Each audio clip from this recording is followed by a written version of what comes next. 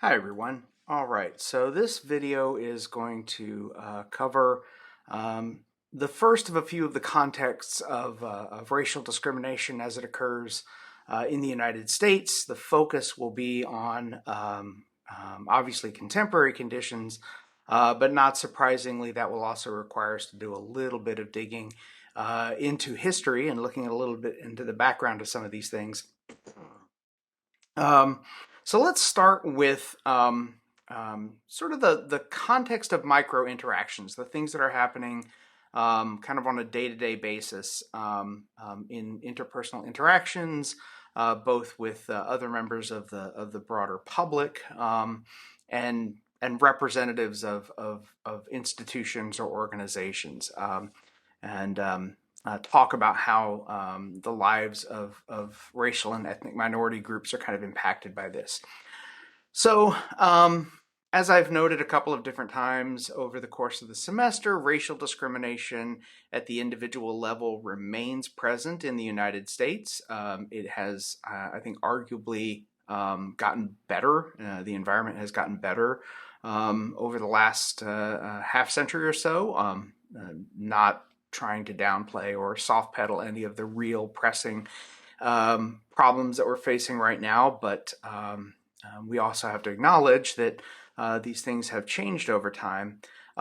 In spite of that, though, data show, right, we continue to do research on this, data show that the majority of Blacks and Latinos and other racial and ethnic minorities experience discrimination in their everyday interactions. And of course, this is a problem that has consequences at all kinds of different levels. But since we're focusing right now at the moment on the micro level, on the interpersonal, I want to point out one of the ways in which this has consequences for one's self-esteem and one's self-concept. And to do this, I'm going to introduce just a concept. I'm not going to go full on into the discipline, but I want to introduce a concept that comes out of the work of social psychologists and symbolic interactionists, and that is Cooley's notion of what we call the looking glass self. So Charles Cooley was a social psychologist at the very beginning of the 20th century, University of Michigan, and made a couple of really important observations about where our self-concept and where our self-esteem comes from. And it turns out that quite a lot of it comes from how we think other people see us, right? All of our protestations that we don't care what other people think notwithstanding, all evidence seems to suggest that we care, at least to a certain degree, what people think of us. And because we don't know what people think of us, we engage in a series of inferences, but we're not doing this in a vacuum, right? So we're making inferences about what we think people think of us based on how they're interacting with us. So the things they do, the things they say, how they do those things, and how they say them lead us to draw certain conclusions about how they view us. And then we use the inference and the inference, of course, of how they feel about what they see when they interact with us, to form a corresponding self-concept and a self-image that exists up inside of our heads. And that's how, omnipresent or ever-present bias and bigotry and prejudice, even expressed kind of casually or without necessarily bigoted intent, can lead a person to form a particular impression of themselves based on what they think other people's impressions of them are. You can kind of sum it up by saying, we are who we think other people think we are. If you can unravel that, then you've got a head start if you ever take social psychology. All right, so this is consequential. It's consequential at lots of different levels, but for our immediate conversation here, it's most important in terms of what it's doing to individuals and their sense of self.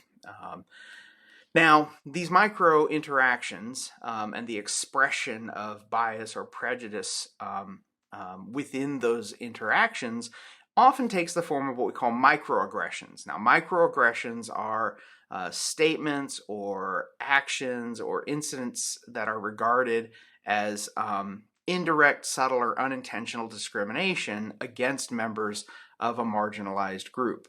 So small enough that it's entirely possible that the people who are experiencing it might not necessarily even pick up on it immediately. It may occur to them later on in retrospect, or the person who is engaging in the statement or the action might not recognize the bias that it communicates to others, unless maybe it gets pointed out at some point. So an individual microaggression in all likelihood is probably not going to be all that consequential, but if a significant portion of your everyday face-to-face interactions with social others contain a lot of these microaggressions, that can really, really start to build up and, of course, have that adverse impact, as we say, on self-concept and self-esteem. On a more obvious and I think also maybe a little bit more of a serious level, there's also another form of micro-interaction that is really, really prevalent in American society, and that is, of course, policing in a way that kind of penalizes driving while black, so much so that we now have a phrase called driving while black. The stopping of people by members of law enforcement because they are black or because they are brown, and that draws attention and that draws suspicion, is a form of racial profiling. And of course, racial profiling, as you know, is when you stop and question people based on their race. It's very similar to the policy of stop and frisk, where law enforcement officers in a number of municipalities, notably places like New York or Chicago or Los Angeles, really large cities, would be empowered to just randomly stop and search people they suspected might in fact be transporting weapons or drugs or some other engaging in some other kind of illicit activity. And of course, the targets of stop and frisk were overwhelmingly, when this practice was in place back in the 90s and the early 2000s, these people were overwhelmingly people of color.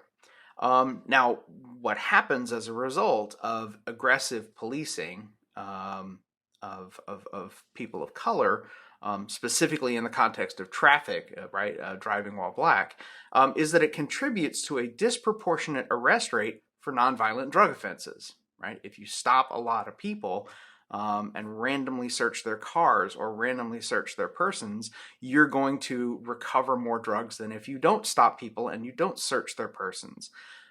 But since the stops are biased toward particular racial groups and away from other racial groups, you end up getting arrest results that disproportionately suggest that one group of people relative to the other group of people is more likely to be engaging in criminal behavior. I'm trying to remember the percentage now.